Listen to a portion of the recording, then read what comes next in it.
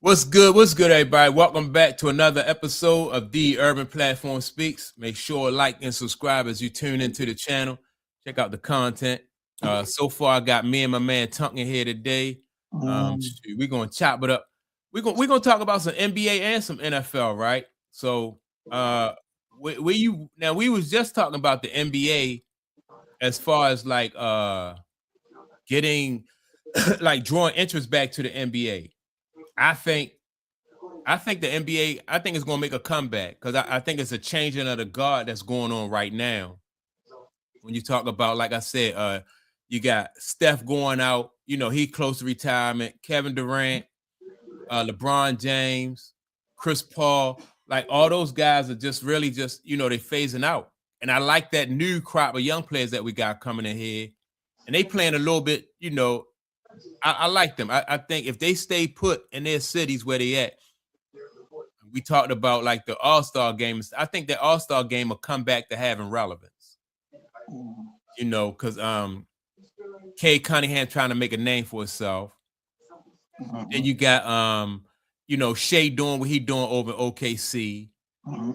And the guy with Halliburton in Indiana, when he get back help, how he like to chirp off and stuff like that. I just think that just make for a lot of that competitiveness. I think is going to come back. But you know what, Mike? The players you just named, the young players, they play a brand of basketball that is like a throwback kind of. They throw, they play a brand of where they not just jacking threes all the time. You know what I'm saying? Yep. Things like that. So for me, that's the thing why I find the NBA hard to watch nowadays. Ain't nothing, man. Everything's just jacking up threes, man. And that's just a hard watch for me. That's just a hard watch. Yeah. And see, that's why I like those guys, because like you said, they throwback ball players. All of them shoot the mid range. Right. You know what I mean? I mean, they play at 3 levels. You know what I mean? They go to the cup, they pull up for the mid range, or they can, they shoot the 3. So yeah, man, I like that. I like that about them. My man Kent, welcome back to the chat, Kent. Yeah, man. Happy New Year. Happy New Year too.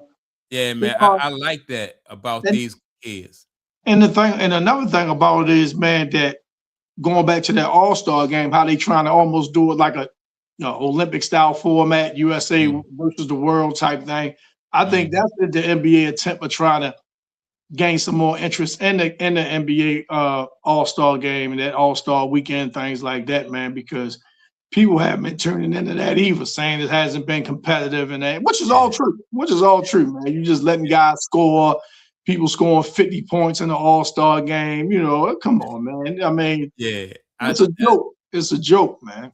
That's why I think make it East-West, right? And if you got guys like Cade Cunningham, who is in Detroit, going against Shea Gilgeous, who is in OKC, and they don't see each other, a whole lot during the season, but they see each other in that All-Star game. That's going to make some rivalries, because it's East. I think because when you do overseas players against USA players, that's trying to start a rivalry too, but you already got a rivalry built in. Why not just, it's going to take some leadership from one of the players, from a couple of them players. You got to pump up. Like Magic and Bird in the All-Star game against each other. Then you throw Isaiah in there. They wanted to play against each other. I'm about to say, and they wanted to beat one another, man. See, that's the whole thing, man. Winning has taken a back seat to a lot of things, man. Yeah. And I attribute that a lot to the amount of money these guys being paid. They don't want to risk any type of injury or anything. Yeah. So they're not going to give it their all. Somebody said, man, I don't know if you heard this now. Somebody said the old school way the All-Star game went away after Kobe left. It did. Tim Duncan and Kobe, that was it. Yeah. That was it. Yeah. So they left, man, like it changed, like the whole game changed, man. It did, because Kobe took it upon himself to, like, Kobe went in that All-Star game. He went at LeBron. He went at Dwayne Wade. Right. So what you going to do? Either you going to lay down or you going to go back at him. Exactly.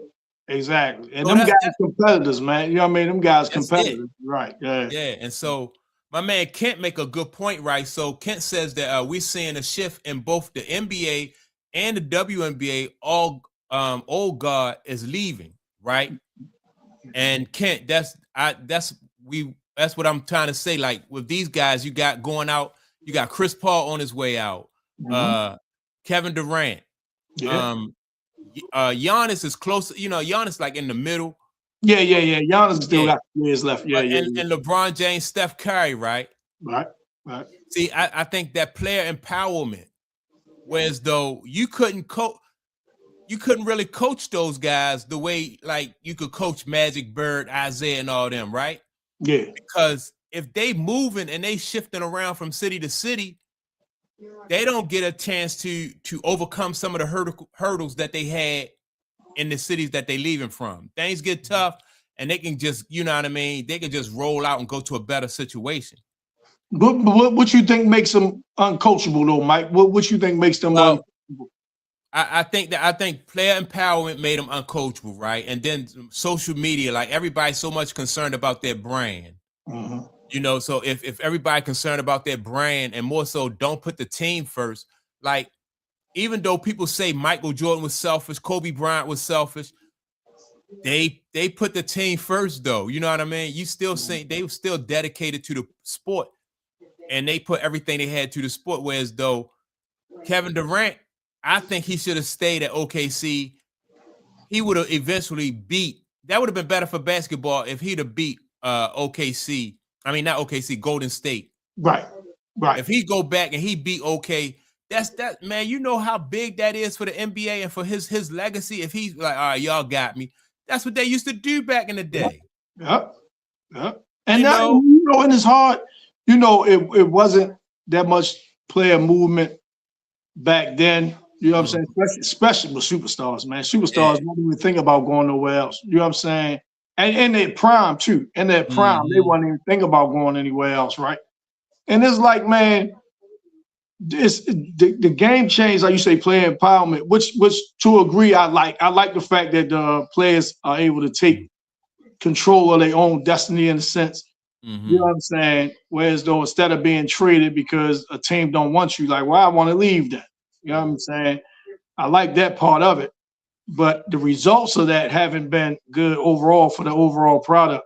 It's not. It hasn't been good, man. And you know, I ain't talking about the players necessarily teaming up. I'm just talking about like it's just bad moves. You know what I mean? The moves don't turn out, you know what I'm saying, to be, you know what I mean? Just the bad moves. You speak of KD, look at when he went to Jersey with, and, you know, Kyrie, you know what I'm saying?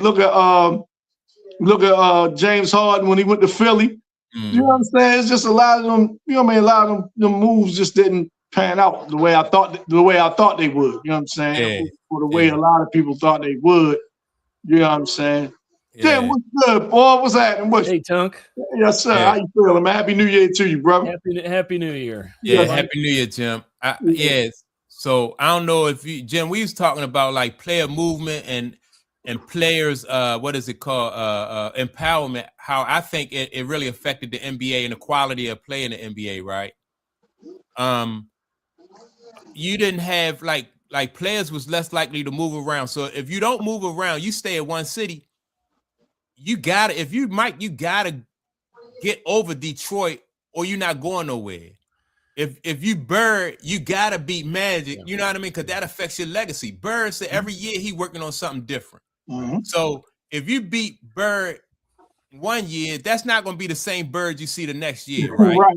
Right, exactly. And he's going to beat you. That's what he did to Magic and them. You know, he beat you. And so that's good for the fan base, and it's good for Bird legacy. You know, it makes, I don't know, it just makes you a better basketball player when you are able to, you allow guys like Pat Riley, you're a guy, Chuck Daly. You know, these guys with their experience on top of the physical abilities of the ball players that they coach just make for a better product. Yeah. You know, so and them guys, man, they the Mount Rushmore up there, coaches, man. You can't. The guys that's coaching now, man, they can't even hold a stick, man, to them guys. Yeah, you know what I mean? You say that's royalty there, man, as far as the coaches, man, up there like that, man. That's royalty there, man. So I think, but I also would like to say, like, they want to coach. They want to coach, and man, you talked about this before. Remember Jerry Sloan? He was coaching Andre Karolinko, and Karolinko didn't like the way that Sloan was talking to him, so he put a clause in the contract that you had to watch how you talk to him. You had to say something nice to him. So I'm like, can you imagine? Like after that, Jerry Sloan was at, he was like, man, I ain't putting up with this. I'm gone, man. That's some nonsense. What was that point guard, man, back there out of Illinois? That played with D. Brown in college, man. What was his name? They was like him and Chris Paul was like on the same. Matter of fact, at one time he's better than Chris Paul. What was his name, man? Came from Illinois. Yeah. I don't remember. You do. If I said his name, you do. If I said his name, you do. But he was another one. It was the system, man, that he was able to do 2010. But as soon as he left and went to Jersey and got all that money, he wasn't even the same player, man. Damn, man, I can't think his name. Real light skinned dude had like. Was it Darren Williams or Darren? Okay. Yeah, Darren Williams. Yeah. And he was another one that benefited from Sloan's system. Oh yeah. Yeah. You understand? As soon as he wasn't in that system anymore, you really saw, he fell off. Yeah. Yep. So Eastside, what's good, Eastside? Happy New Year. So that's what I'm saying. When you got guys, young players, because most young athletes, what they playing on physical abilities. Yep. Yes. They don't know the game. They haven't seen the game like a KC Jones. They don't know the game like Red Auerbach and Chuck Daly and all them. So now you trying to merge your wisdom with their physical ability, and then you turn out a whole nother product. Mm-hmm. So that's why we're not getting, but I think the older guys want to coach like that, but the way the rules is set up and the way people cater to these kids nowadays. Yeah, they have all the power now. Oh yeah. Yeah. And the game is evolved by design to be kind of ubiquitous, right? Across the board, they're all kind of playing the same style of play. But to your point, Mike, back in the day, you had Phil Jackson developing his specific style of offense, right? And everything was obviously built around Mike, but and then when he went to when he went to LA, obviously it evolved to being all around Kobe. Shaq, yeah, no doubt. And Shaq, but back in the day, you didn't have the movement and the change of teams the way you do now, right? And so the goals, to your point, back in the day in the East, you had to get past Detroit, right?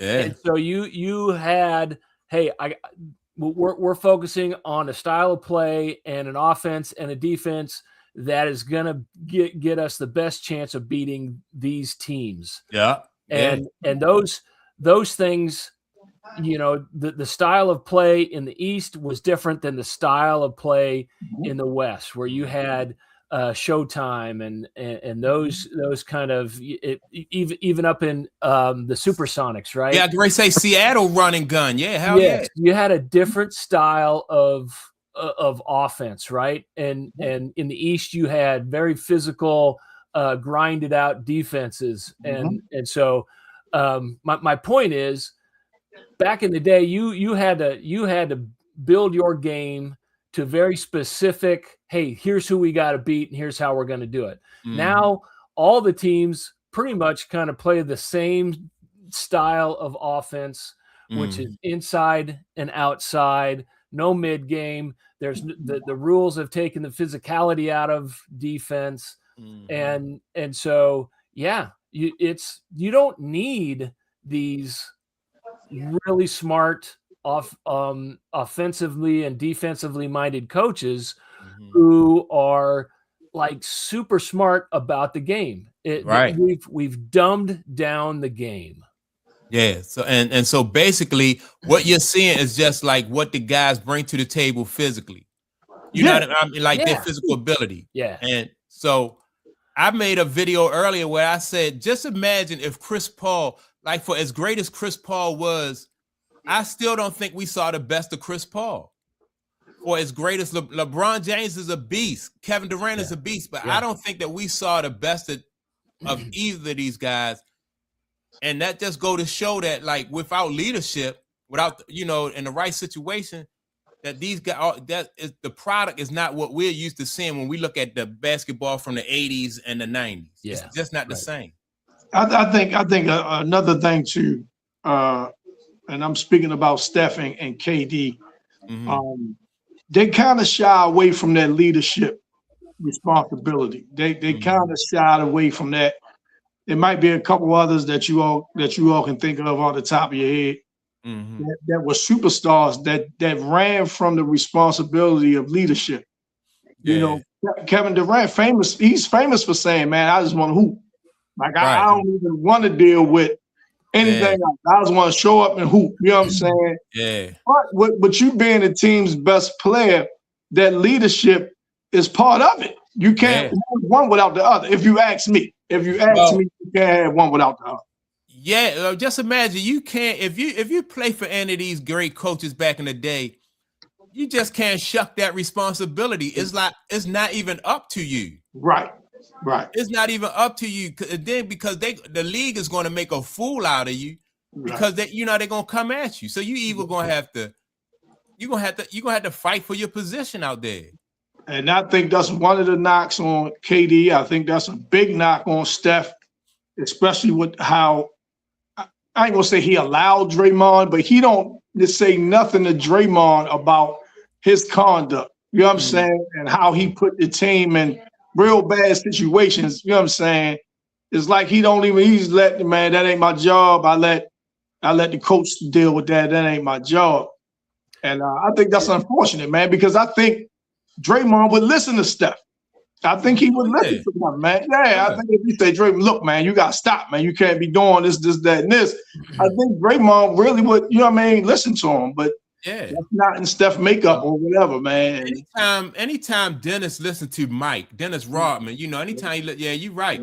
And Draymond has said that he knows that, like Steph made his career. You know what I mean? So, hell yeah, he gonna listen to Steph. Yeah. Charles Oakley said the same thing about Patrick Ewing. Charles Oakley said that Patrick Ewing did not realize how much influence and how much pull he had in New York. Yeah. And it upset him that Patrick Ewing never really spoke up on certain things. Yeah, what's the name said that too? I heard Mark Jackson say the same thing. Yeah. So they got leverage, but it just depends on. And like you said, when they shuck that responsibility or that leadership, it shows on the floor. Yeah, and I can see with Patrick, like, well, what I mean, there's only one captain here, and that's Pat Riley. You know what I'm saying? Yeah. You know what I mean? I know he gonna have, but as far as Steve Kerr, you know what I'm saying? You can see he really can't. You know what I'm saying? Get Draymond to, you know what I mean? Think team first. He really can't do it. So once you see that, man, he's not even gonna listen. The head coach, man, I know I gotta step in and say, you know what I'm saying, X, Y, Z. Yeah. But that's a good point. But I heard Mark Jackson say the same thing with Patrick. Yeah. Let me ask y'all this: can y'all imagine any of these coaches right here just allowing these players of today, like to go off the rails like that? I mean, like. It wouldn't happen, and that's why I said this another question though, Mike. Would the organizations allow these coaches to coach the way they coach? Now, see, now we talked about what's my man down in New Orleans, Zion. We talked about Zion a few times, right? Now, would these organizations allow a Pat Riley, a Phil Jackson, Chuck Daly? Would they, you know what I'm saying? Would they allow them? Like, look, man, hey, you better have your button here. You better be in shape, or you getting fined $1,000 a day. You getting weighed every day. Anytime you overweight, you getting fined $1,000 every pound you're over. You know what I'm saying? But these organizations, not today. Back in the day, not today. Right. Not today, though. It wouldn't. Let me see what my man Kent says. Kent says, across the spectrum of all sports, the 60s to the current has gotten better or worse, just my opinion. I think, like, as far as the athleticism, I think they're better. But like y'all said, to your point, the sports are dumbed down. So, you know, if we want to watch a bunch of athletes, after a while, you know, there's only but so many different dunks you can do. And then you know what, man?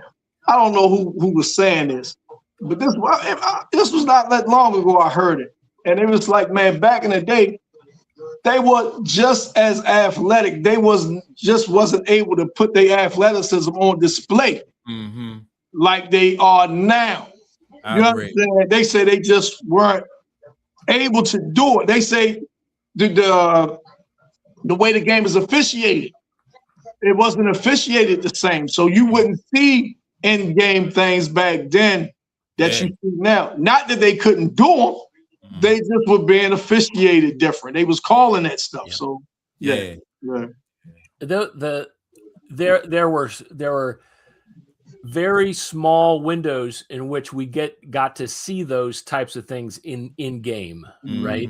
And those were the highlights that we saw of Magic, of Mike, of Gary Payton, Dominique. They showed Dominique doing the Euro step one time, and they called the travel on him, and he was like, it was only 2 steps. He's like, Dominique, you can't do that, right? Yeah. He was like, Dominique, you can't do that. He said it was just 2 steps. He's like, And now the game is either a 3-point contest or a track meet. That's all it is. Same thing with like the way like Isaiah Thomas could handle that ball. Exactly. Right? Exactly. And he dribbled the ball without putting his hand behind it or under it. Right. You know, there wasn't no hesitation in his dribble. Like, it went where he wanted it to go. Right. So yeah, Isaiah, you know, that's why I'm trying to get out of the habit of comparing errors because of, like you said, how the game is officiated. Yeah. You know, you can get away with that today. You can, like, and it shows in the turnovers. Like, you got guys who franchise ball players like Magic would never turn the ball over at the clip that you got Steph turning the ball over. You just couldn't do it. Because Mike, I think they put so much emphasis on possessions. I think, I was like, man, this possession, you know what I mean, means something. You know what I'm saying? Yeah, we can't afford to turn this ball over, give it back to them and stuff like that, man. It was more, I don't know, man. Every player had a high IQ on what the half court game was.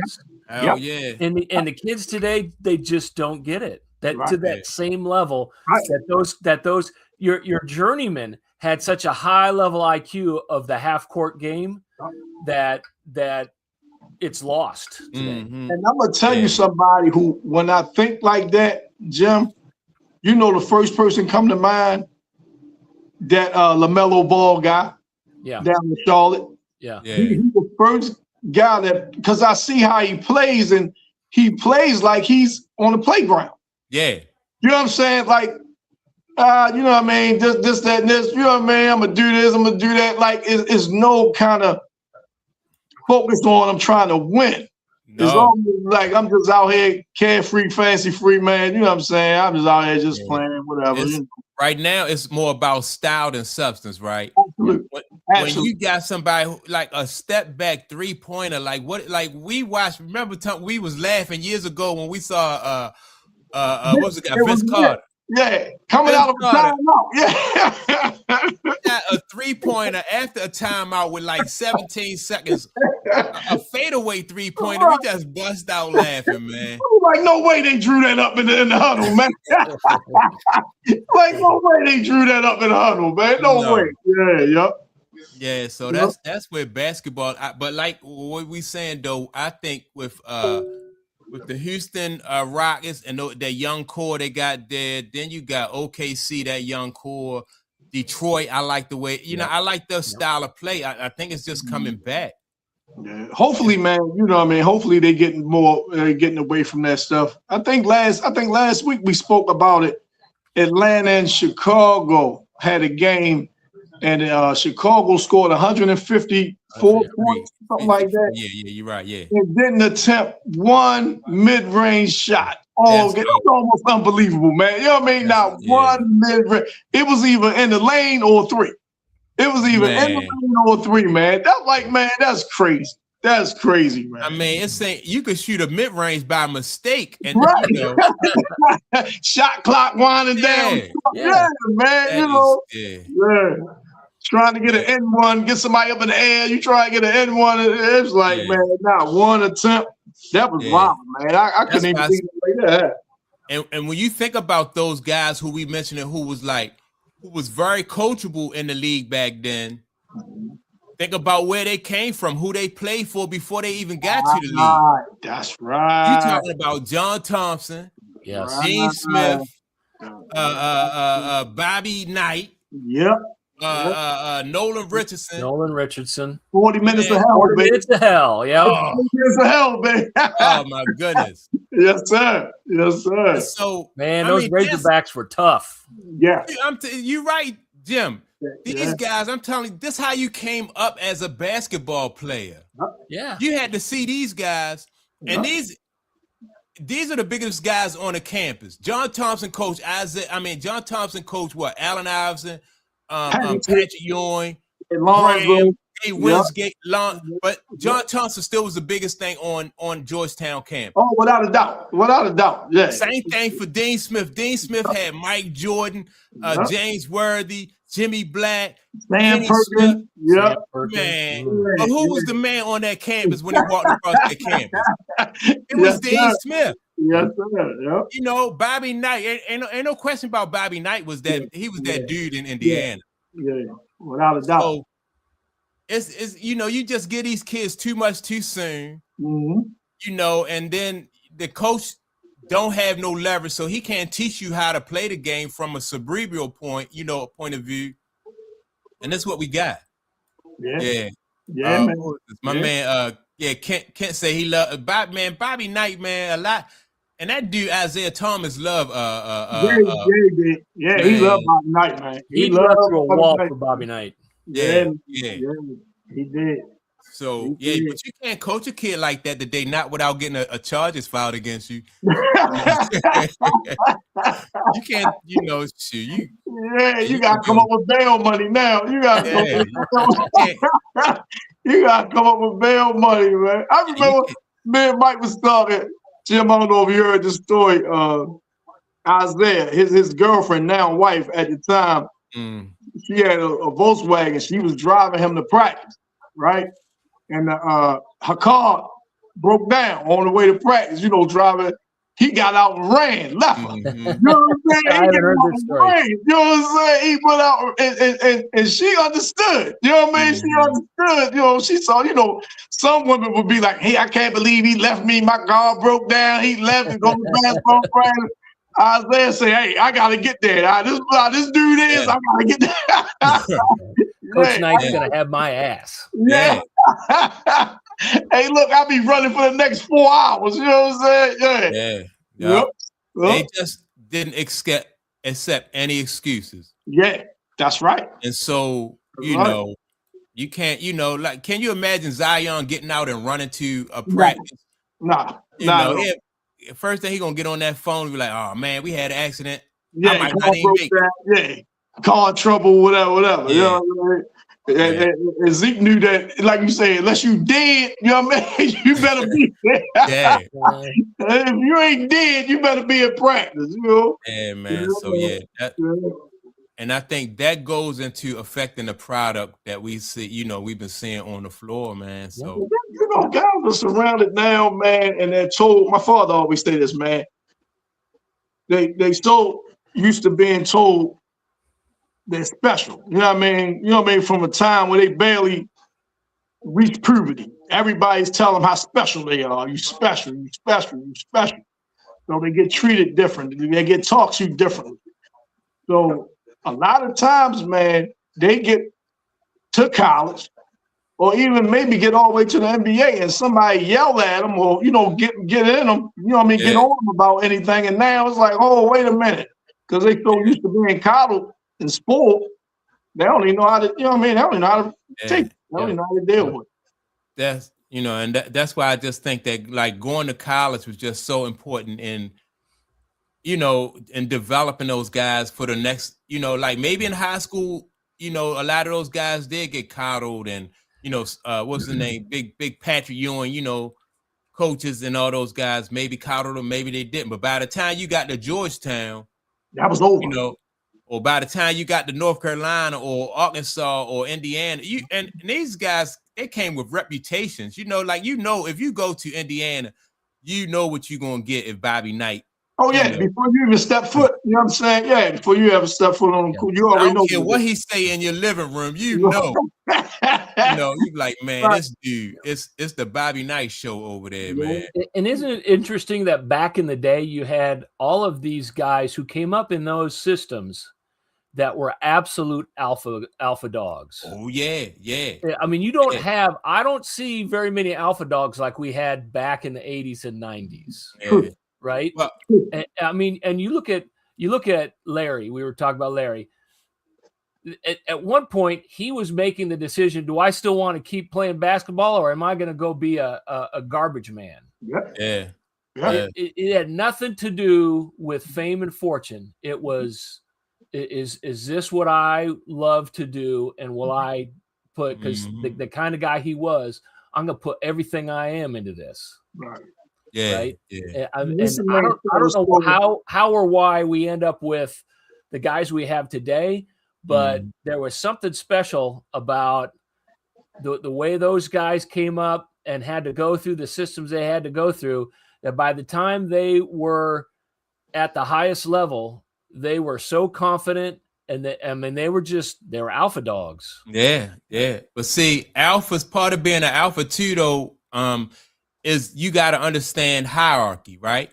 Yeah. You know, even though you the man, you know, but you answer to somebody else. And none of those guys, Larry Bird answered to KC Jones. Yes. Yep. You know what I mean? Larry Bird, you know what I mean? And Magic and Kareem answering to Pat Riley. Yes. Mike answering to Phil Jackson.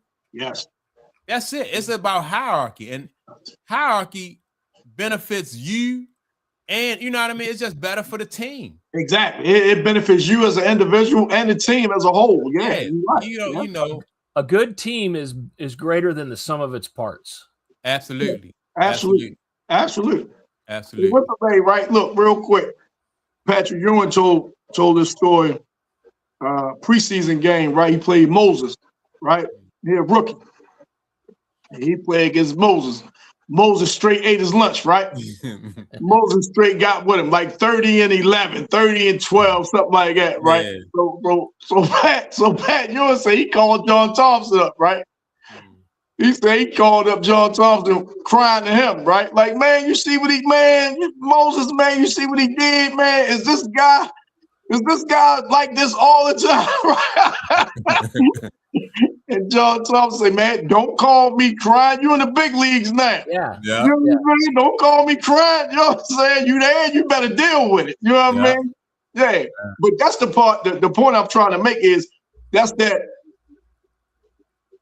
man-to-man talk, that father talking to a son, so to speak. That's not calling you like, oh man, it'll be all right next time. Just no. Yeah. You gotta stand tall and deal with it. You know what I mean? You ask for it. Hey, that's what it is. That's what it is. Yeah, and so now we was watching a whole bunch of athletes now, just without knowledge of the game, just really basically just going through the motions.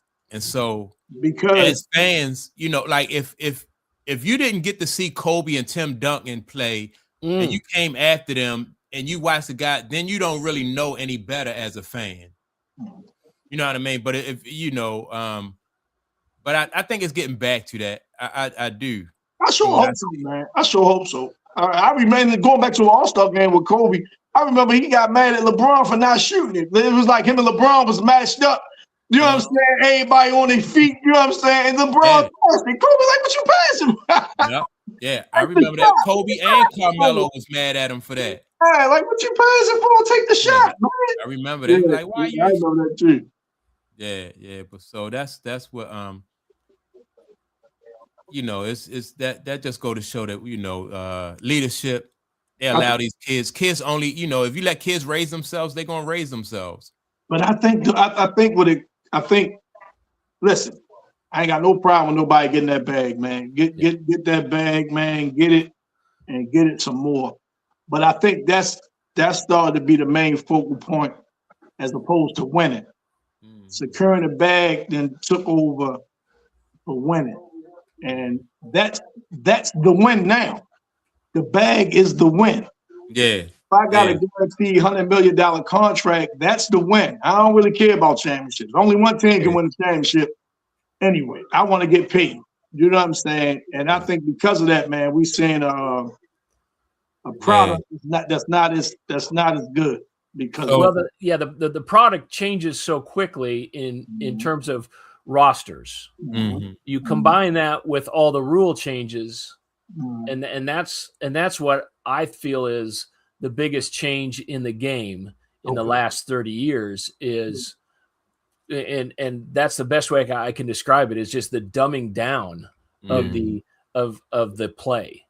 Yeah, because it becomes everyone kind of plays the same style, and it's just either a 3-point or a fast break, or it's very two-dimensional. Well, let me ask y'all this: how do you get somebody like a Zion Williamson or a Ben Simmons, Markelle Fultz? Like, how do you get a kid like that to, like, once you give them that money, like, where's the incentive then for them to practice and get better? Like, where is that? Man, that's that's an individual thing, man. You gotta they gotta be in you. They gotta be in you. That dog, you can't inject that dog. That dog's got to be in you already. Yeah, I think especially with Zion, man, because I think out of the three players you just named, I think Zion probably was the best one. I think Ben Simmons, man, was I think he was pushed. You know what I'm saying? I don't think he really was that dude. I mean, even at LSU for the year that he played, I don't really think he was that dude ever. And then I think he was always out of position. I think he always played out of position. I don't think he was a point guard. But that dude, what's the agent? The agent dude that messed with LeBron. He was just speaking on that a couple of days ago. Rich Paul? Yeah, Rich Paul. Yeah, he said, man, he was the #1 pick. He was a rookie of the year. He was an all-star.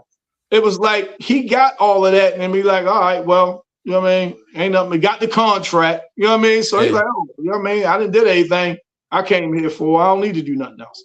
Yeah. You know what I'm saying? Yeah. And I was like, damn, I never looked at it that way. But you give them, from the door, you give them. And so now ain't no incentive for them to work hard like that.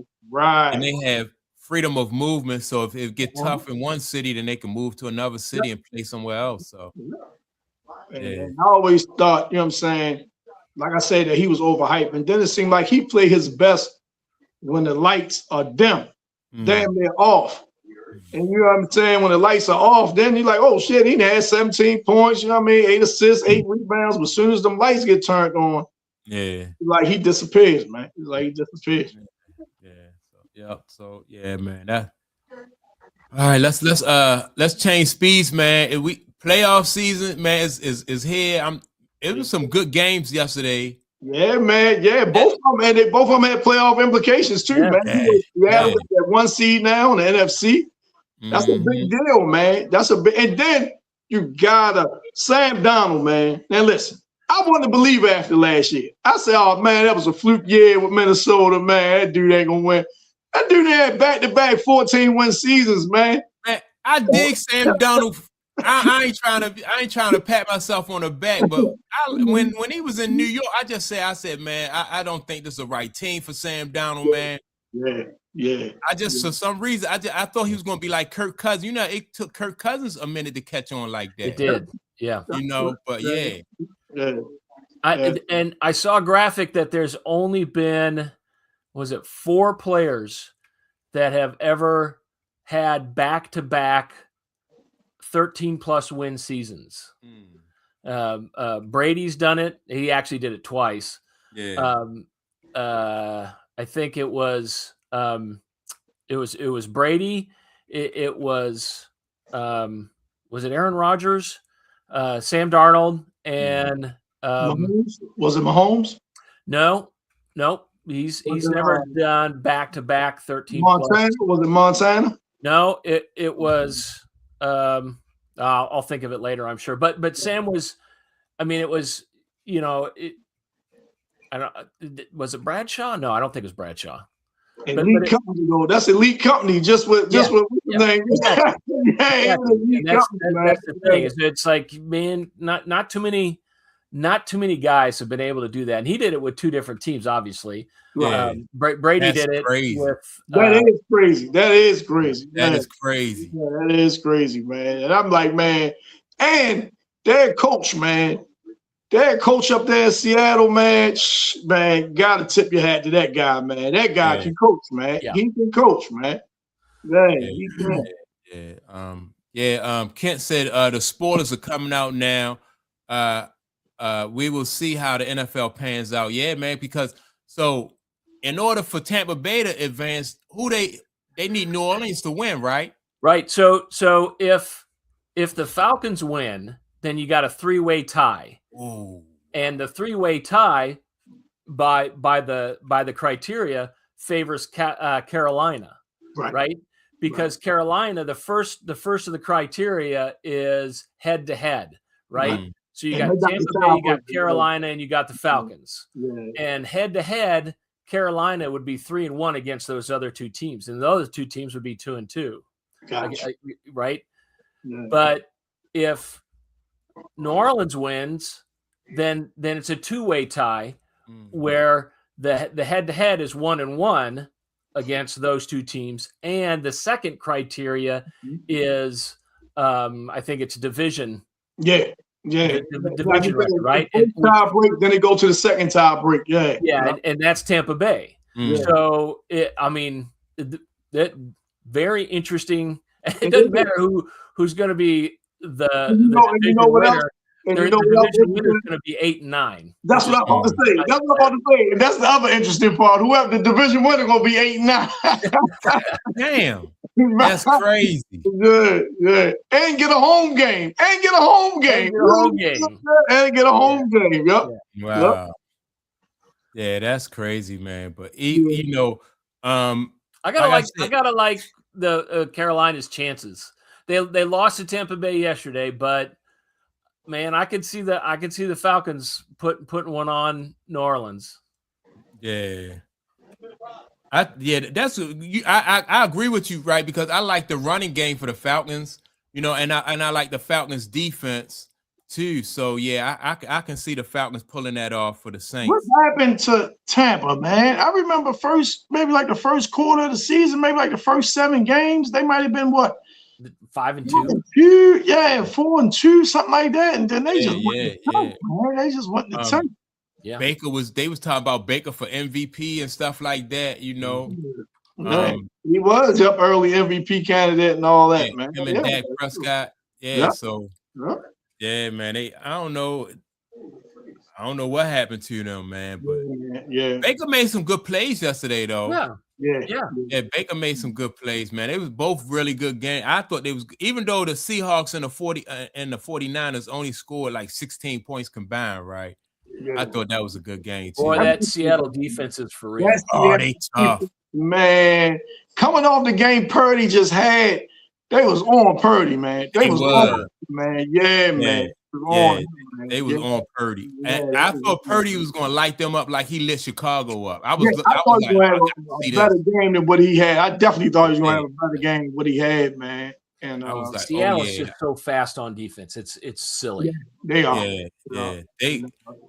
They gonna be something about you don't see too many of them miss tackles with that defense either. They don't really miss a lot of tackles. So what's the coach name in Seattle? He can coach. Mike McDonald. Oh, okay, that guy. Remember, he was with the Ravens as a defensive coordinator. He's with the Ravens as a defensive coordinator. He got them dudes running around, man. People talk about, man, the Ravens, you know what I mean, shouldn't have let him go. I mean, you can't kidnap him.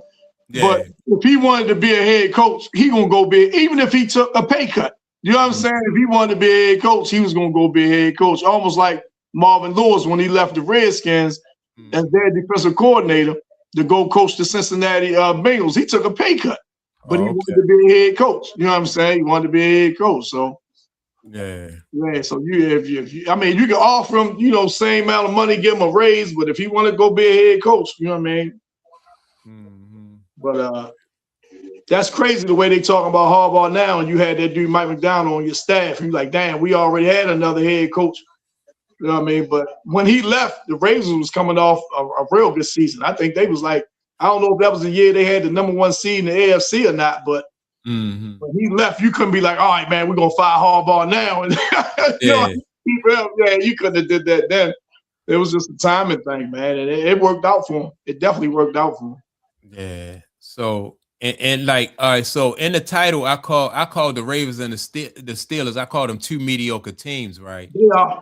Yeah. And so this DJ Lowe says the Ravens aren't mediocre. Their starter has been hurt all season. If that were the Steelers would have only had 3 wins, he's saying, right? But I just think, in my opinion, I just think both teams underperformed. In my opinion, especially the Ravens, because I thought Lamar was going to be his year to, you know what I mean, to just step it up and perform better. He ain't missed that many games. How many games has Lamar missed? Like what, maybe 2 or 3? 2 or 3, you know. But they lost to like 7 or 8. They lost about 7. Do y'all think it's a rift? Do y'all think it's something there with him and Harbaugh? Do y'all think it's something there with them two? I don't think so. I really don't. I mean, because if both of them, if you Lamar or if you John Harbaugh, like, you can't point the finger at nobody but yourself. You know what I mean? Like, Harbaugh should have. I don't agree with his coaching style. And I think that Lamar probably could have did some things to make his game better, you know. So it's not like Harbaugh holding Lamar back. You know, if you Lamar, you know, you supposed to work on your game in the offseason. You supposed to, by this 8 years in the league, you need to be able to throw the ball outside the numbers after 8 years, you know. So you can't say, you know, so you're right. So I don't see the reason or the purpose for a riff if they mad at each other. You know, but my man Eastside, welcome back, man. Happy New Year. What Eastside say? That's good. He says that Tomlin and Harbaugh needs to move on, both of them, right? I don't necessarily. It was a time when I was saying Coach T, shouldn't leave. You know, that's my squad. But now, man, I'm thinking it might not be a bad thing if Coach T leave, man. You know what I'm saying? Can you imagine if Tomlin moves on, but does something like heads up and replaces all of a sudden I'm drawing a blank. The guy in the Bills, right? McDermott. Yes, yeah. Man, that if there was a team that could use Tomlin to get over the hump, it would absolutely be the Bills. Right. Yeah. And that's a good point. That's a good point. I wasn't even thinking about Buffalo, but I think if Buffalo don't get you the Super Bowl this year, I think McDermott is out of there. Absolutely. Yeah, I think he's out of there. Yeah. And see, when I was thinking about Harbaugh and Tomlin moving on, I was thinking that they could have, because both of them good coaches, they could be just like, had a type of career that Andy Reid had, like go somewhere else. Yeah. And because Andy Reid was excellent, I thought in Philly, right? And then when he got hold of Patrick Mahomes over there in case, even before he got Patrick Mahomes, I thought he was doing a good job with, what was the other quarterback? Alex Smith. Yeah, I thought, they was, so yeah, sometimes you just need a new environment. Exactly. And I'm mad now when it comes to Coach T, like I say, for the longest time. You know what I'm saying? I'm like, no, let him stay. But time going on, I'm like, yeah, man, maybe it wouldn't be a bad. And I still be a Steelers fan, but wherever Coach T go, I'm gonna be a fan of them as well. Mm-hmm. Wherever he go, I'm gonna be a fan of them as well. Yeah, it might be, sometimes your message get it gets stale. Right. It does. That don't mean that you can't coach. It just means that Right. Yeah. So both of them, man. Man, it seemed like, man. I know we talked this gambling thing, man. I wish I had my man Clayton on here to speak on this. He more in tune to this stuff than I am, man. But that last week game, man, with the Steelers and Cleveland, man. And now they lose that game. Now you win that game, man. Now, okay, you ain't got to play this week. You can forfeit. You know what I'm saying? You can forfeit. You know what I'm saying? It's still win the division. Now they got the Ravens and the Steelers. You know what I mean? They flexed the game to 8:30 at night. You know, it's the night game for all the marbles, the division, and all that. Like, man, it just seemed like it's scripted, man. It just seemed like it's scripted, man. You know what I'm saying? Yeah, man. And because I don't see how they lost to the Ravens. Right. Then on top of that, I don't see how they lost to Cleveland. They had lost to Cleveland that game. Yeah, I was like, you got Tom Brady. That last drive, if y'all remember, Aaron Rodgers come down the field, bop, right? Get down in scoring position. Then throw 3 horrible passes to the same receiver. 3 horrible that's defended by Cleveland's best D-back. Yeah. Defended by Cleveland. I think he's going to the Pro Bowl or something. You know what I mean? You're going to shoot at him 3 times. You're going to throw at him 3 times in a row. One of the passes, man, he was killing ants on. One of them, he was killing ants on, man. I'm like, come on, man. I said, man, this is crazy, man. I wasn't even upset. It was like, man, this is crazy, man. It was weird. Yeah, man. I didn't get it either, man. That dude looked kind of suspicious, though. Yeah. Now, look, I don't know if y'all heard, they say Mike McCarthy supposed to be one of the leading candidates for that Giants job, right? Oh, okay. Interesting. One of them Giants jobs. You think that'd be a good fit? Do y'all think that'd be a good fit for him? I don't know if I'm really sold on Mike McCarthy, and part of the reason why I'm not really sold on Mike McCarthy is because like the coach at the Cowboys didn't really let him coach. So you don't really get how good. Jim, was it 3 seasons or 4? He had 12 wins with the Cowboys in a row. Was it 3 or 4, Jim? I don't know. It's something like that, yeah. Yeah, in a row. So I'm like, damn, but then he leave, and then you see what, even though let's say Schottenheimer doing a good job, you know what I mean, with the Cowboys or whatever. But damn, you know what I mean, 3 damn years in a row, 12 plus wins. Shit, I'll take that. I'll take that. I'll take that.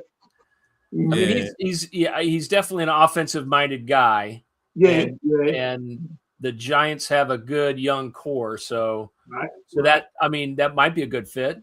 They bring neighbors come back healthy. You get Sky the Boo back. You get him back healthy. Yep. But their quarterback, what's his name? Jackson Dart. Yep. Jackson Dart back. So, you know what I mean? You get Mike McCarthy. But they say also Tennessee might be interested in McCarthy as well. Oh, yeah. Tennessee might be interested in him as well. So yeah. So I know who all's on the hot seat. I mean, obviously Tennessee and the Giants. and the Jets are going to be shopping for sure. Damn, man, the Jets, man, what? Man, I've been talking about Justin Fields, he gonna be done up there in New York, man. Just like Kyler Murray gonna be done out there in Arizona. Yeah, I'm going to say the coach and with the Cardinals, like, do y'all think he's gonna be on the hot seat? Maybe. How long he been there? This only his second year there, right? It is. I think. I ain't sure. But yeah, he could be as well. But I know they're getting rid of Kyler Murray. I know Kyler Murray. Oh, yeah. I know he gone. So maybe if they throw Kyler Murray under the bus, then that'll save the coach. You know? right. They throw Kyler Murray out with the bathwater. You know what I mean? They throw him out with the bathwater, man. Yeah. So, I'm just not a fan of those. I just think Kyler Murray just too small, man. I just think he's too small. And then they talk about if you the coach, you need a quarterback, right? Mm-hmm. Well, but they've got. I mean, their head coach is Jonathan Gannon, right? A ex quarterback. So with the Colts. Yeah. Okay. No, with the Cardinals. Oh, with the Cardinals. Oh, yeah, okay. With the Cardinals, yeah.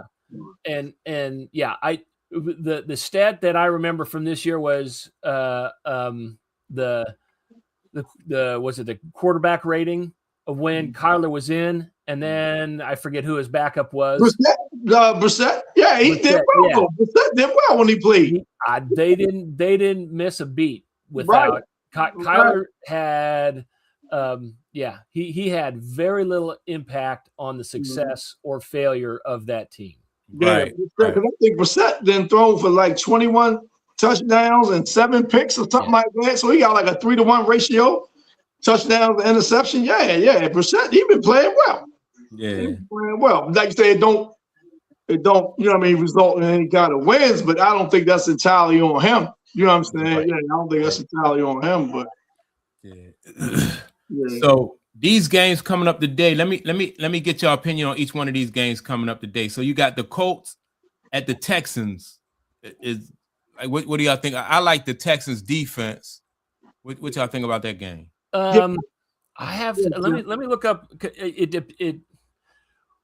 Are the Texans gonna be resting anybody? Because I haven't looked in the last week on if there's going to be any changes in the seedings, right? It kind of depends on the seedings, right? So if there's a chance that the Texans move up with a win in the seedings, maybe they play most of their starters, but if it's this is the time of year that if you're not going to if it's not going to make any difference in your seeding in the playoffs, then you're probably just going to get your starters a quarter maybe, but then get everybody else in. Right? Then look at it the other side. Teams want to either improve their draft position. You know what I'm saying? So they want to be a top 5 pick and think they don't want to win, and then they drop out of the top 5. So it's like both sides, both ends of the scale. You know what I'm saying? Yeah. The who's gonna be working on the loss better, the Chiefs or the Raiders? Right. You know what I mean? Because they want to, because they didn't shut down Max Crosby. Yep. The Raiders didn't shut him down for the last couple games or whatever, and they if they go ahead and have your surgery or whatever, get ready for the offseason. Then they don't want to risk him getting hurt, and then they can't trade him either. Exactly. You know what I'm saying? They don't want him risk getting hurt, and then they can't move off of him because he would command a nice return. A team getting Max Crosby because he can play. But do you think the Raiders want to move off of him though, Max Crosby? Yeah, because I think they rebuilding, Mike. I think they rebuilding, man. I think what's the name? I think Pete Carroll gonna be gone. Yeah, I think Pete Carroll gonna be out of there. I think they're gonna overhaul that whole squad, man, top to bottom, man. Yeah, so he's got a lot of trade value. Yeah. So they telling him, man, go ahead and shut it down. They don't want to risk no injury to him. You know what I mean? Achilles or ACL or something like that. Whereas though he lost for the year, and they can't get nothing in return for him. I think they're gonna try to trade him, and like I said, I think they get something nice for him too. I think they get something nice for him too. He an edge rusher, man. Shit. Yeah. Oh yeah, a lot of teams can use an edge rusher. Ain't no question. Ain't no question. And now, what do y'all think about the playoff implications of the Browns and the Bengals? Now I don't know where they. I know. Cleveland. Tennessee got a better record than Cleveland, right?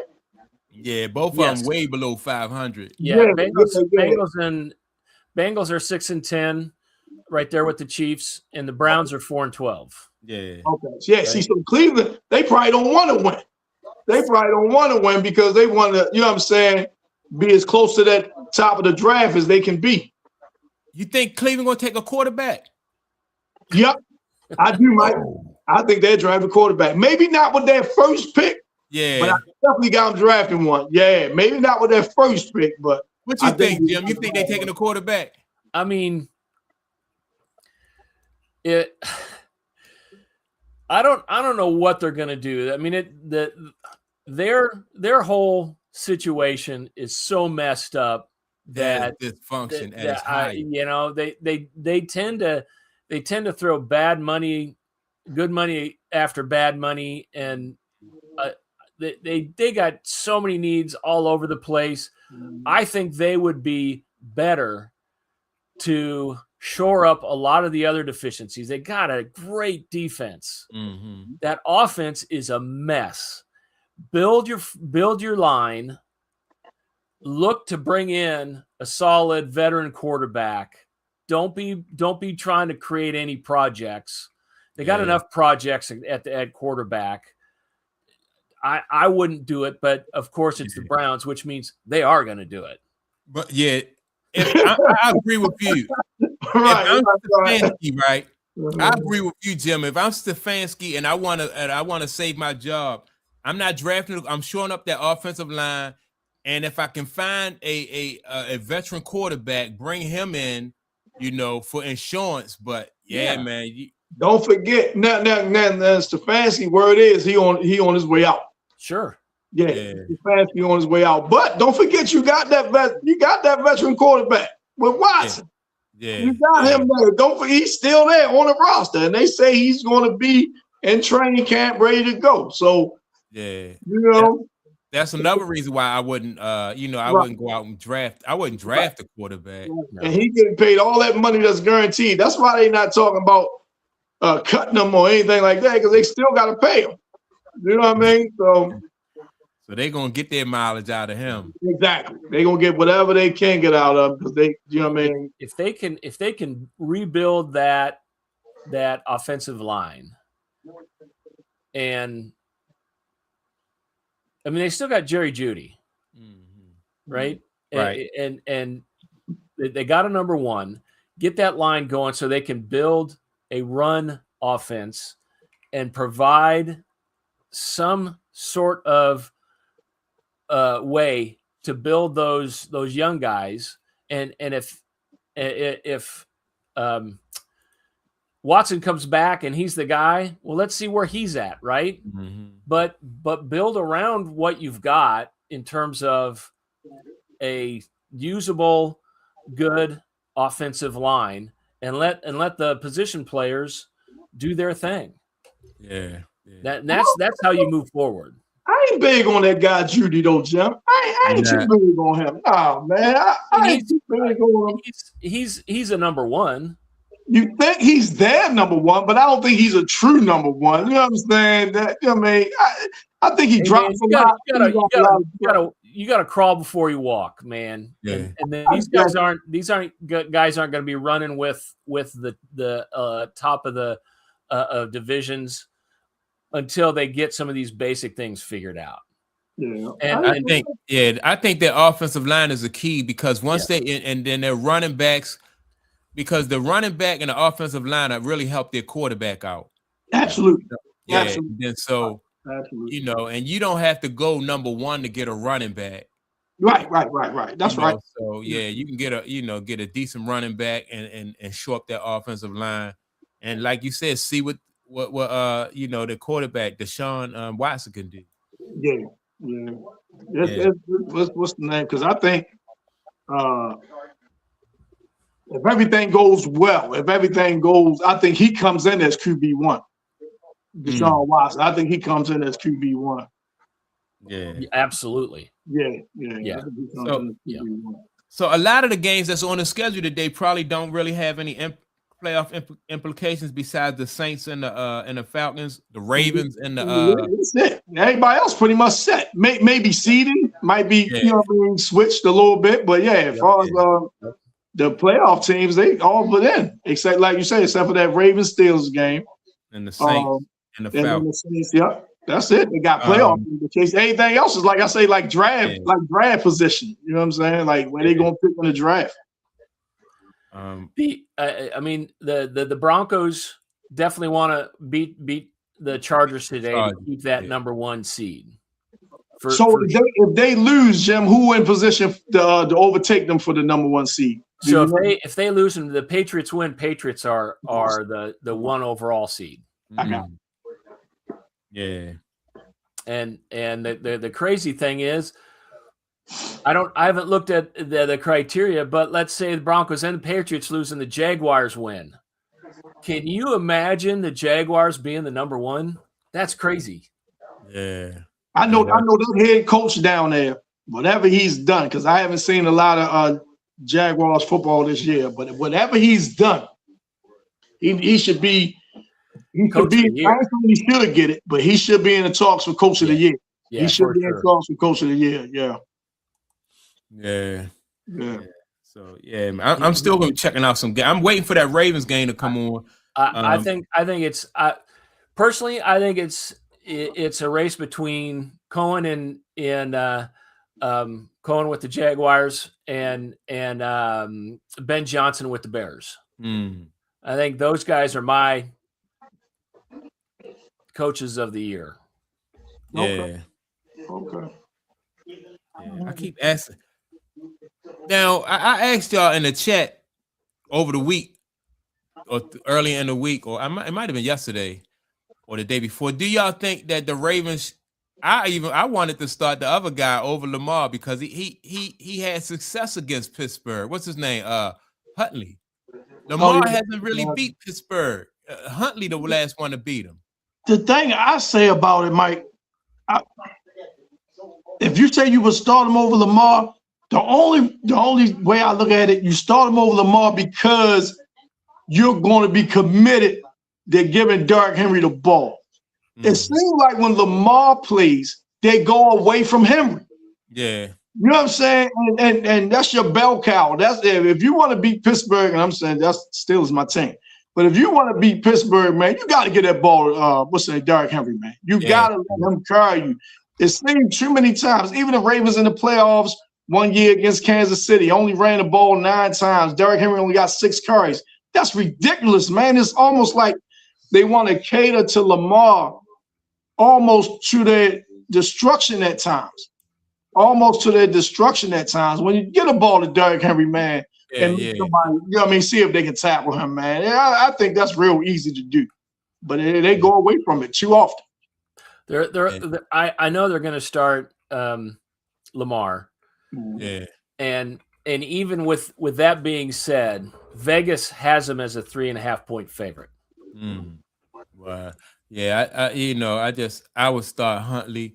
And so who is this? Shawty T No says that I compared Tomlin to Doc Rivers, both haven't won anything. I mean, Tomlin's won the Super Bowl. No, Tomlin won the Super Bowl. Get your facts right, man. Don't be coming here taking shots at my coach, man.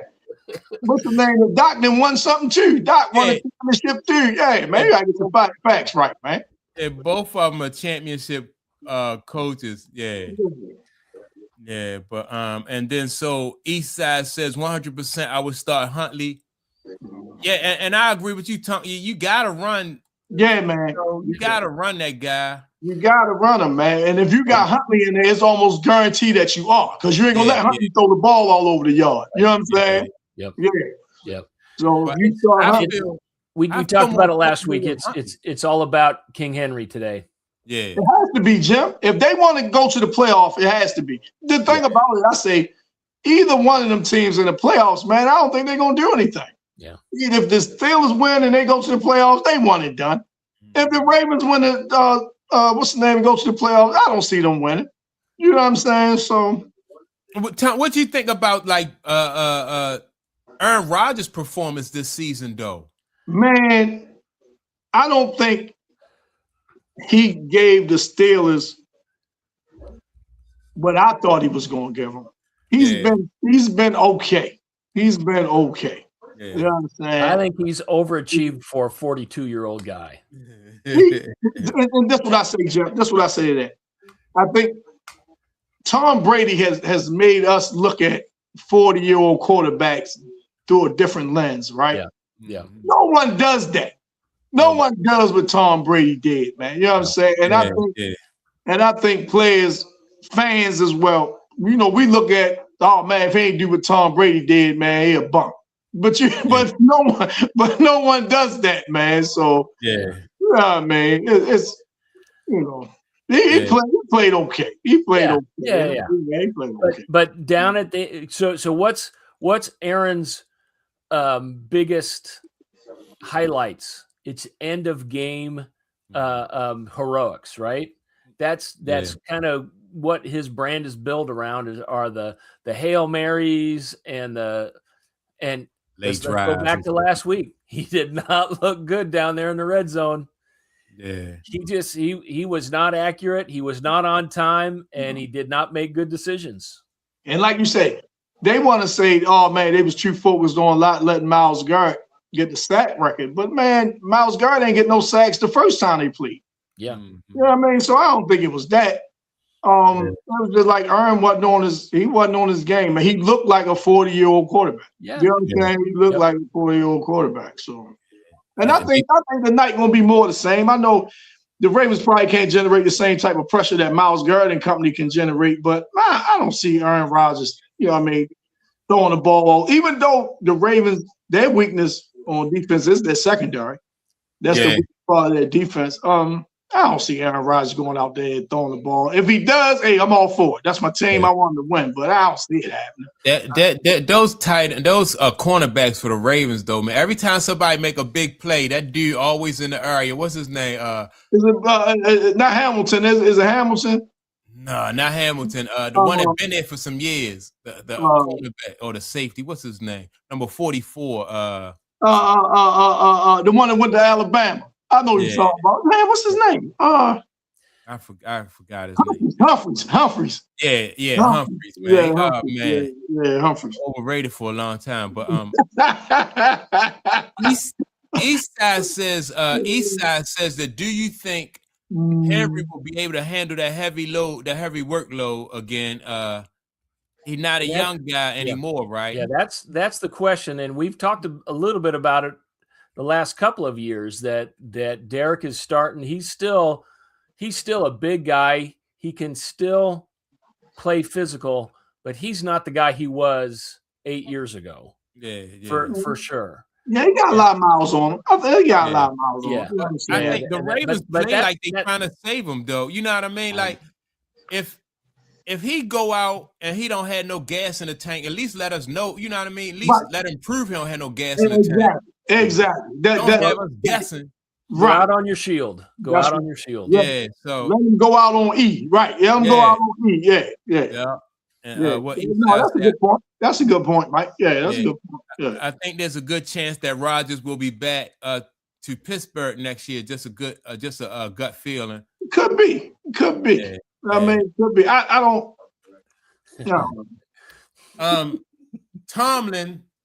This guy said Tomlin won with Bill Cowher's team. Yeah. Slim, I got time today. Right? I got time today. You want to talk about when with Cowher's team, right? First of all, let's start at the GM position, right? That dude Donahoe was the GM back then, and him and Cowher bumped heads a lot. That's why Cowher wound up leaving, because Cowher ain't want a lot of the players that Donahoe was drafted. You know what I'm saying? He wasn't happy with a lot of the players that he was drafting. Whatever. You want to talk about what's the name? One with other type of that coward players. I mean, coward players. I think that Coach T came in with the same type mindset as a Bill Cowher. The thing about it is he had the veterans there to help him. Now, maybe that's what he's speaking of. He had the veterans there to help him. As them veterans and it start turning over, more so Cowher, his way went away as well, right? Yeah. Cowher only won once with his players. Cowher only won once with his players. That's true. And then, that's not like you could have stuck anybody in Pittsburgh and they would have won the Super Bowl. That's what I'm getting to. That's what I'm getting to. Now, everybody want to pray to Cowher like he was just end all, be all. And Coach T just came in there and he just rode Cowher's coattails and things like that. Cowher had some shortcomings as well. Cowher lost that AFC Championship game to San Diego where he shouldn't have lost when Cordell Stewart was the quarterback. He shouldn't have lost that game at home that he lost. Almost lost that Colts game when Harbaugh was the quarterback. The guy dropped it in the end zone. Almost lost that. So I ain't sitting up here for no Coach T slander. Now listen, could he have done some things and should he have won more? Absolutely. The talent they had, man, I think it was they went in 11. I think it was 13, I think, when they had their defense that was just crazy. They should have won that year. They should have won that year. No ifs, ands, or buts, no excuses. And Coach T will be the first one to tell you that. But, all this, man, the Cowher slander and all that. Yeah, wait till they get somebody else up in there and they win in goddamn 5 games a year. And then what you going to say? That's still going to be my team, but I want to know where all them where all them critics of Coach T going to be. Yeah. They bring somebody else in there and they damn losing 11, 12 games a year. Yeah, I just think you just can't throw any coach in there and say, You talk about a Hall of Fame coach, man. You know what I mean? But it's trendy now to everybody to jump on Coach T and say, oh, man, he should do this. They should fire him and everything. Well, you know what I mean? Over. Yeah. So, cry harder. Yeah, cry harder. Yeah, what East Side Legend said, if you guys remember, when Tomlin came to the Steelers, he had no say-so in the defense or the players' personnel decisions. He had zero influence. Was that true, Tom? He ain't had no. When he first came, and that's another thing today, right? They want to blame him. If you want to blame him for the quarterback that they just drafted that came out of Pitt, what was his name? Help me out, Jim. What was his name that came from Pitt that they drafted a couple years ago? My point is, though, if you want to blame him for that quarterback, you got to give him credit for T.J. Watt. Then, if you want to blame him for everything that goes wrong with the team, you got to give him credit for everything that goes well. He's not. He coaches whoever the general manager drafts and put in front of him. Now he got an input. What do you think about this? But I don't think Coach T can say, no, don't draft him. And they say, all right, I ain't going to draft him. You know what I'm saying? I don't think that's what happened. Like, no, I don't draft. He don't fit. Yeah. Coach T the type person like, man, pick whoever you want. I'm going to coach him up. That's what he does. You know what I mean? Pick who you want. I'll coach him up. You know what I'm saying? But, of course, him coming in, a young guy, he has more influence, as time goes on. But when he first came in, no, because that dude Donahoe was there and he was running a tight ship, man. He was running a tight ship. And that's why I say him and Bill Cowher bumped heads because of that.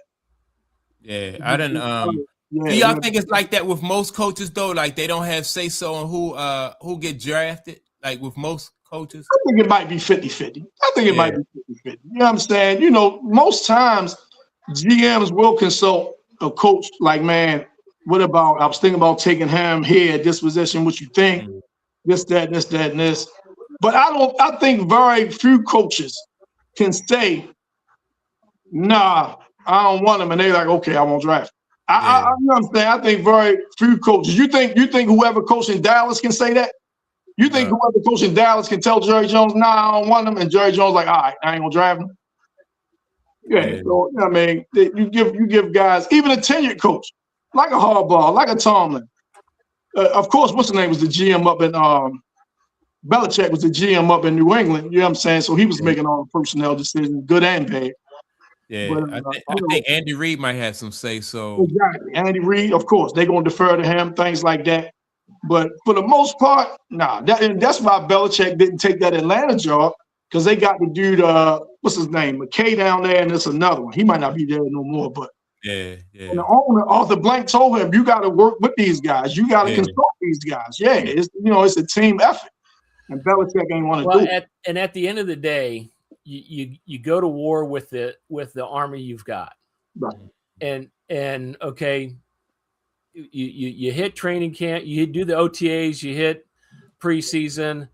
Dudes are going to play, and however they got to your team, you're now the guy that's responsible for wins and losses when you're the head coach. That's right. So you got to coach him up. And regardless of who guys he ended up with, that season, man, I was hoping the Cardinals could win that Super Bowl, but man, they played great. That defense. Why can't I think of that? The linebacker Harrison, man, he had a great game. Man, what's the name, man? You know, we talk about quarterbacks a lot, man. Kurt Warner, man. I mean, that dude was special. I mean, Kurt Warner, man. You know, we always talk about the release me. I always talk about his Ram days. Yeah, I don't talk too much about, that Cardinals team that he had, man, with man, yeah. Fitzgerald he was a great one. He was a great one. He was. Yeah, he was. Kenny Pickett was the name we were trying to remember. Kenny Pickett, that's his name. Right. Man, you want to blame Coach T for that? All right, blame him for that. He ain't the GM, mind you, but all right, blame him for that. But I don't hear nobody give him credit for TJ Watt, though. Yeah. I don't hear nobody give him credit for picking TJ Watt. So, you know what I mean? Guys, they just biased against him. You know what I mean? So, it is what it is. Yeah. So, yeah, man. Well, we got like another 30 minutes for this, close to 30 minutes for these games. Before y'all go, I want to stay here in the NFL real quick. Do y'all think what's my man, the quarterback down DC? What's his name? Daniels? Jaden Daniels. Do y'all think he's on a path of a quarterback who's always going to be injured? Or y'all just think just a little bump in the road? That was my worry when he entered the league. He's just his body type. Right. So he's got the length. Yeah. But he's so thin, man. Right. He's got all the abilities. He's got the speed. Right. But boy, I worry about him in his longevity, the way he plays and his size, his length, and his just slim build. Yeah. I've worried from day one. Now that first year, that was just lights out, fun to watch. Yeah, lights out. But I still think that's a concern for sure. Yeah, I agree with Jim. But also, I think about like Randall Cunningham. Remember, Randall Cunningham wasn't a big dude, but you got to be able to, and I don't care how big a quarterback you are, you got to be able to avoid some of those hits. Right. They weigh you down. So and Randall was great. Yeah, Randall was great at avoiding the hard contact. Yeah, so you gotta, and I say the same thing about Lamar. Jaden's more of a balls out, just go for it kind of guy. Yeah. That'll shorten your career, in my opinion. Definitely, man. You can't keep getting crunched like that. You know what I'm saying? Okay. And I don't want that for him. But it was on a radio show. I was driving to work, and they was talking about the young quarterbacks. They say Bo Nix was another one that takes shots that he shouldn't take. You know what I'm saying? Well, he should avoid taking. Yeah. And they said Bo Nix, and they said Jaden Daniels as well was one that they don't think they have a long career taking shots like that every season. Yeah. I was like, man, I hope Jaden Daniels not. Yeah, I hope he not even. Yeah, don't end up having a short career because I don't want to say, you don't want to speak like RG, you know what I'm saying? Like RG and everything. You think you invincible or you can avoid certain hits, but you just don't want to put yourself in harm's way. I was great to bring up RG3 too, also, right? And the thing about RG, but I don't think RG3 he brought any other skills to the table besides what he like that. I don't think he was a thrower like that. Whereas though he could, but this kid Daniels, I think he can throw. Yeah. So if you got I an arm, think he probably better. I think he might be a better thrower of the ball. He probably don't have as big as arm as RG, but I think he probably be a better. Yeah, I think he might be a better thrower of the ball than RG was. That's a good point. And I thought RG maybe took off a little bit too much. I think he might have ran the ball a little bit too much. Yeah. What's good, Rick? Happy New Year. What Rick, Happy New Year. What Rick say? Rick said, "Hey guys, had to jump in and out today. Hope everyone had a great holiday. Hope everyone had a good time watching football, basketball. Have a good one. Yeah, appreciate that, Rick. Indeed. Happy New Year. Continue blessings. Blessings. No doubt. Yeah, but yeah, man. I thought we had another great show as usual, fellas. I appreciate y'all. Real good show. Yeah. Yeah. All the good games this week have been primetime games. They had the 2 games last night. We're going to have the Ravens Steelers tonight, which is I'm hoping is a good old fashioned AFC North. Knock down, drag out. Yeah, knock down, drag out. Yeah.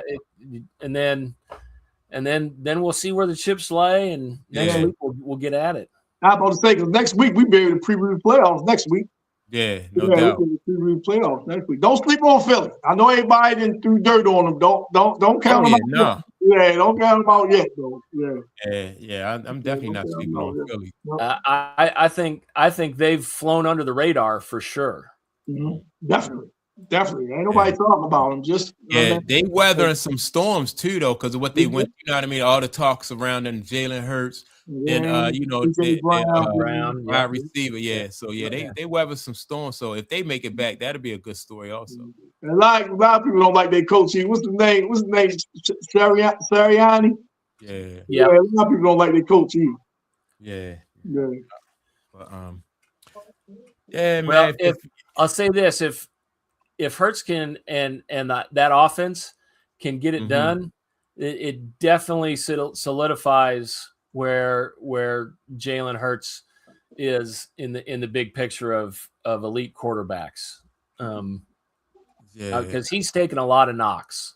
He have, but I already think he's an elite quarterback. He been to 2-1-1. Yep.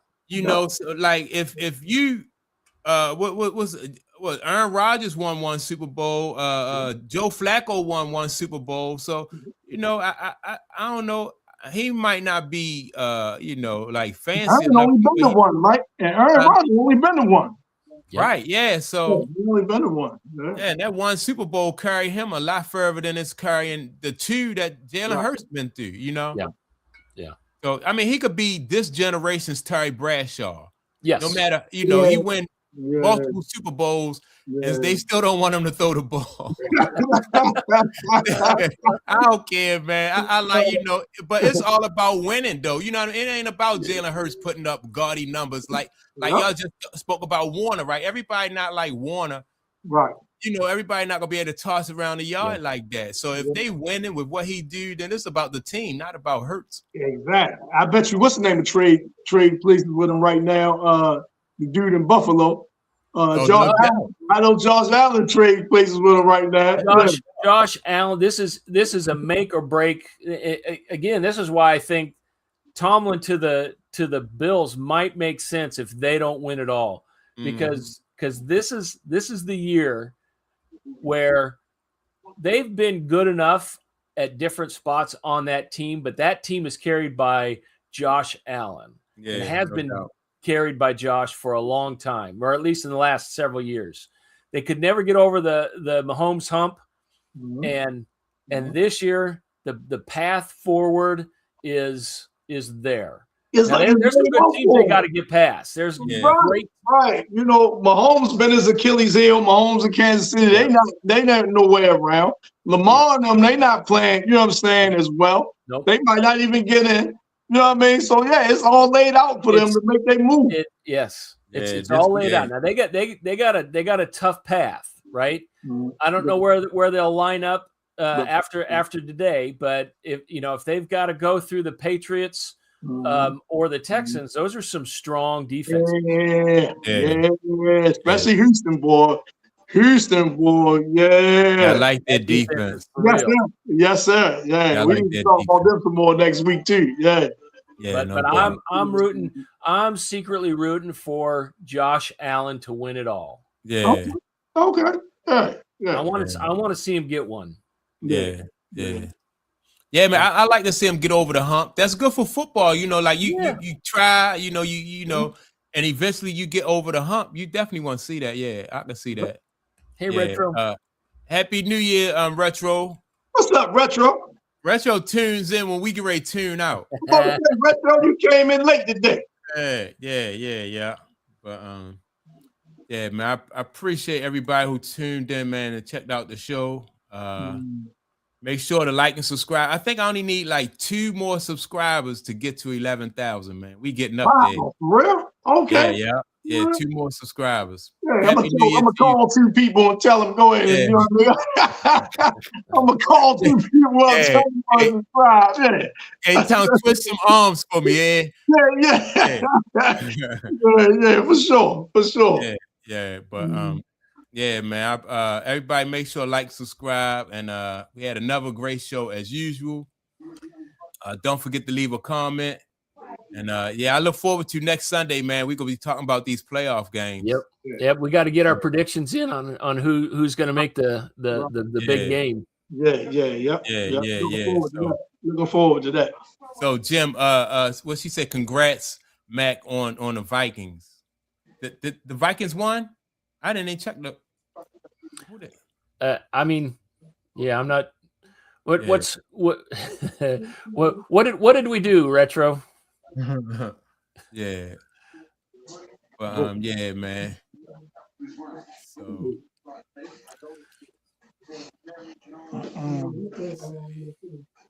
yeah, I'm looking forward to these playoffs. Obviously, my team isn't there, but I think there's it was a great game last week. Yeah, they did play a good game last week. Yeah.